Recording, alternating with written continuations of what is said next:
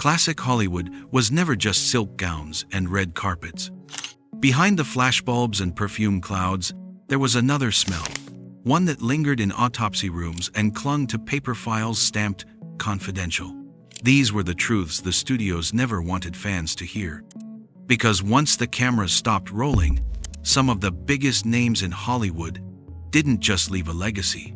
They left behind bodies that told stories no scriptwriter could invent.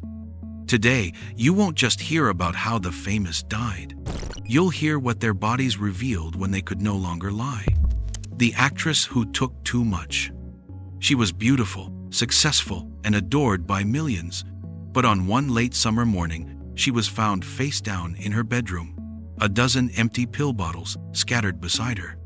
The coroner's file was clinical: acute barbiturate poisoning, a probable self-inflicted death. Case closed. But the body said more. Her stomach was almost empty. Her liver was collapsing.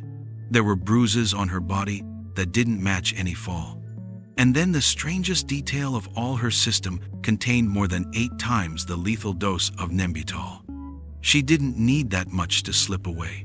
It was excessive, unnecessary, overkill, as if someone wanted to make absolutely sure she never got up again.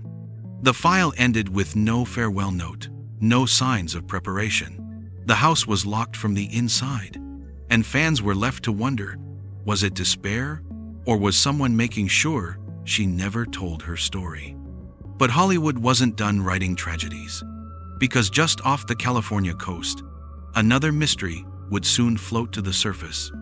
Drowned, but not silent. The morning was still when her body was discovered, drifting near the shore.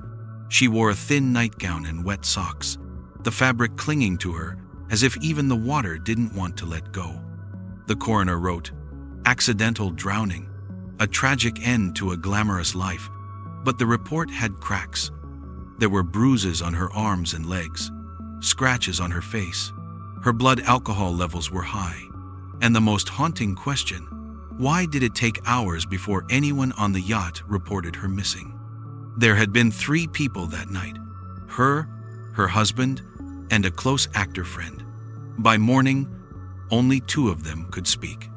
The file suggested silence where there should have been screams, a body that bore signs of a struggle, but was described in soft, ambiguous words. Decades later, the case was reopened, but by then, the tide had already carried away almost everything except the rumors. Was it an accident? A fight gone too far? Or something Hollywood was never meant to uncover? And if the water could cover up the truth, what about a gun? Superman's fall. He was supposed to be invincible. On screen, he wore the cape, lifted cars, and stood for justice. But in the real world, they found him lying in his room, naked, with a gunshot wound to the head. The official story was simple: self-inflicted. Stress, frustration, a tragic decision. But the body told a different story. The angle of the wound didn't quite make sense. The gunpowder residue was inconsistent. The pistol itself lying by his foot had no fingerprints, not even his. Downstairs, his fiancée and a friend claimed they heard the shot. Yet for some reason, they waited 45 minutes before going upstairs. By the time help arrived, Superman was gone. The headlines called it a tragic fall from grace. But whispers lingered. Did he really pull the trigger? Or was someone else writing the final chapter of his story? And when Hollywood's brightest lights went dim, sometimes the endings looked staged from the start. The garage mystery. It was a Sunday morning when neighbors noticed her car parked strangely inside the closed garage at the top of the hill. Inside, she was slumped against the window, her body stiff, her clothes wrinkled from a night out. The coroner's report was clear: carbon monoxide poisoning. The file marked it accidental. But her body told a different tale. Her lips were split. There was blood from her nose, a blunt impact on her face that no mechanical explanation could justify. The garage door locked from the outside. And the timing was strange. 4 in the morning, heels still on, party clothes wrinkled and dirty. She hadn't been seen for 2 days. The official version was neat, but nobody really bought it. Was it an accident? Or did someone else close that door behind her? But in Hollywood, not every death came in silence. Some came with crawling, desperation, and time running out. The actor who crawled for help. When they found him, days had already passed. His apartment was stale, his body face down near the nightstand, bottles scattered around him. The coroner explained it simply. He slipped, hit his head, and bled slowly to death. Alcohol intoxication was listed as a contributing factor. But the blood patterns told a different story. There were stains in multiple rooms, trails that showed he tried to crawl, tried to move, tried to live, curtains smeared with crimson, evidence of a desperate fight against time. His forehead wound wasn't fatal on its own. What killed him was neglect. Hours turned to days. No calls, no visitors. The television still hummed when they finally opened the door, 5 days later. It wasn't just death, it was abandonment. But for others, their final scene wasn't just lonely. It was humiliating, cruel, and unforgettable. Bound and gagged in Hollywood. He was more than an actor, he was a politician, a provocateur, someone who thrived on controversy. But what they found in his bathroom was darker than any scandal he had faced while alive. Partially hanged by a belt, naked, surrounded by mirrors. His wrists bore marks of prolonged restraint.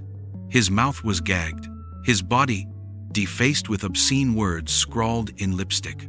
The coroner ruled it accidental, an unconventional act gone wrong.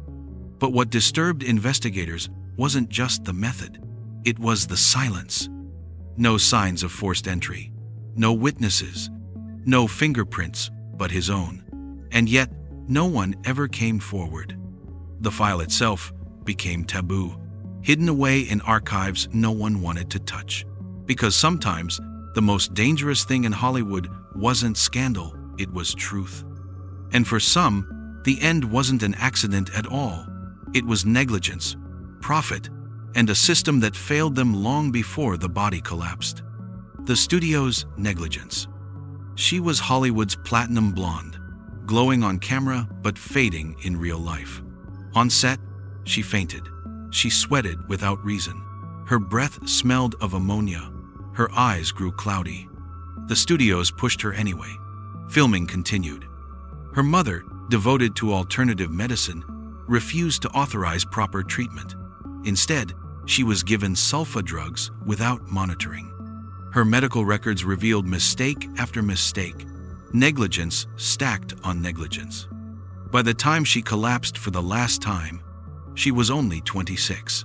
The official cause, acute kidney failure. But her body had been whispering for weeks, and nobody listened. The cameras caught her beauty.